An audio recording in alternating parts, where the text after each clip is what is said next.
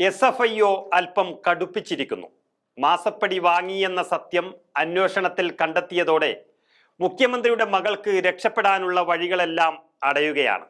അതിൻ്റെ കൂടുതൽ കുരുക്കുകൾ മുറുകും എന്നുറപ്പിക്കുന്ന രീതിയിൽ വീണയുടെ എക്സാലോജിക് കമ്പനിയുമായുള്ള ഇടപാടിലെ SFIO അന്വേഷണത്തിനെതിരായ CMRLന്റെ ഹർജി ഇന്ന് ദില്ലി ഹൈക്കോടതി വീണ്ടും പരിഗണിക്കുകയാണ്.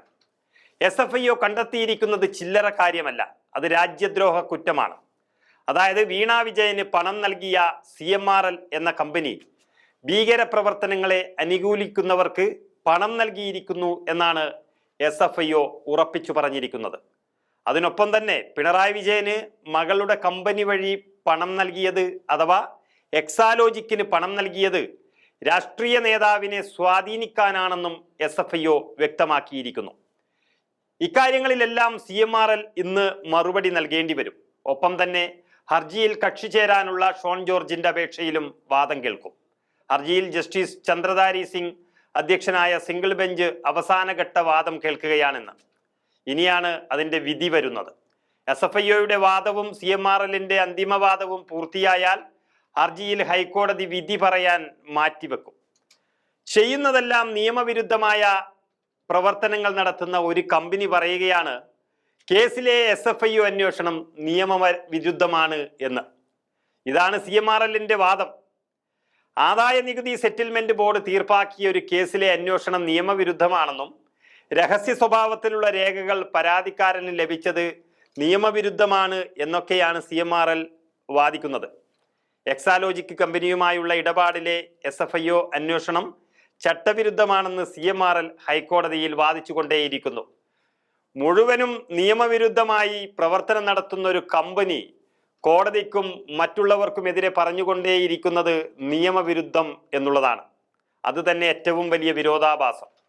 മുഖ്യമന്ത്രി പിണറായി വിജയനും CPM എന്ന പാർട്ടിക്കും CMRLന്റെ മുതലാളിയായ കരിമണൽ കർത്ത അഥവാ ശശിധരൻ കർത്തയുമായുള്ള ബന്ധം എല്ലാവർക്കും അറിയാം. 1996 CPM കേരളം ഭരിക്കുമ്പോഴാണ് കർത്ത കരിമണൽ വ്യവസായം തുടങ്ങുന്നത്. ചുരുങ്ങിയ വർഷങ്ങൾക്കുള്ളിലാണ് കോടിക്കണക്കിന് രൂപ ആസ്തിയുള്ള ഒരു വ്യവസായിയായി അദ്ദേഹം മാറിയത്. മാധ്യമങ്ങളെല്ലാം വാർത്ത നൽകിയതുപോലെ കർത്തയുടെ വ്യവസായ സ്ഥാപനങ്ങളിൽ നിന്നുള്ള മാലിന്യങ്ങൾ അപകടകരമായ രാസവസ്തുക്കളുടെ കൂട്ടത്തിൽപ്പെടുന്നതാണ്. എന്നിട്ടും സംസ്ഥാനത്തും കേന്ദ്രത്തിലുമുള്ള സ്വാധീനം ഉപയോഗിച്ച് ഇത് അപകടകരമായ രാസവസ്തുക്കളുടെ പട്ടികയിൽ നിന്നും എടുത്തുമാറ്റി കർത്ത. ഇത്തരത്തിലുള്ള നിയമവിരുദ്ധ പരിസ്ഥിതി വിരുദ്ധ പ്രവർത്തനങ്ങൾക്ക് വേണ്ടി അധികാരത്തിന്റെ ഇടനാഴികൾ മുഴുവൻ അദ്ദേഹം ഉപയോഗിച്ചു കൊണ്ടേയിരിക്കുന്നു. 10-12 ഓഫീസുകൾ കയറിയിറങ്ങി മാസങ്ങൾ കൊണ്ട് നേടിയെടുക്കേണ്ട നിയമപരമായ അനുമതികളെല്ലാം ദിവസങ്ങൾക്കുള്ളിൽ അയാൾ നേടിയെടുത്തു. ഇതെല്ലാം CPMന്റെ വ്യക്തമായ സഹായമുണ്ടെന്നാണ് തെളിഞ്ഞു വരുന്നത്. ഇതിലേറ്റവും വലിയ വിരോധാഭാസം എന്ന് പറയുന്നത് 2009-10 കാലഘട്ടത്തിൽ അന്നത്തെ VS അച്യുതാനന്ദൻ സർക്കാർ പത്മശ്രീ പുരസ്കാരത്തിനായി കർത്തയുടെ പേര് ശുപാർശ ചെയ്തു എന്നുള്ളതാണ്. ഇത്രയും വലിയ പരിസ്ഥിതി നശിപ്പിക്കുന്ന ഒരാൾക്ക് അല്ലെങ്കിൽ കുത്തക മുതലാളിക്ക് 2010 പത്മശ്രീക്കായി കർത്തയുടെ പേര് ശുപാർശ ചെയ്തത് CIT നേതാവ് അന്നത്തെ വ്യവസായ മന്ത്രിയായിരുന്ന എളമരം കരീമാണ് എന്നതും ശ്രദ്ധേയം. പരിസ്ഥിതിയെക്കുറിച്ച് തോരാതെ സംസാരിക്കുന്ന അച്യുതാനന്ദൻ സഖാവാണ് കർത്തയെ ഇത്രയും വലിയ ബിസിനസ്സുകാരനാക്കിയതിൽ ഒരു മഹത് വ്യക്തി എന്നതും ശ്രദ്ധേയം. ഏതായാലും ഒരു കാര്യം ഉറപ്പാണ്, എപ്പോഴും ഒരു നാടിനെയും നാട്ടുകാരെയും പറ്റിച്ച് ഭരണകൂടത്തിനും കള്ളക്കച്ചവടക്കാർക്കും മുന്നോട്ട് പോകാനാകില്ല.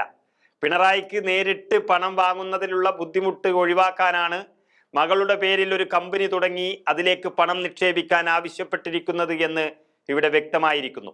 ഇത് തെളിഞ്ഞു വരുന്നതോടെ കരിമണൽ കർത്തയുടെ ബിസിനസ് ട്രിക്കാണ് പിടിക്കപ്പെടുന്നതെങ്കിൽ പിണറായി വിജയൻ എന്ന മുഖ്യമന്ത്രിയുടെ രാഷ്ട്രീയ ജീവിതത്തിനു തന്നെ അന്ത്യം കുറിക്കാൻ പോവുകയാണ്.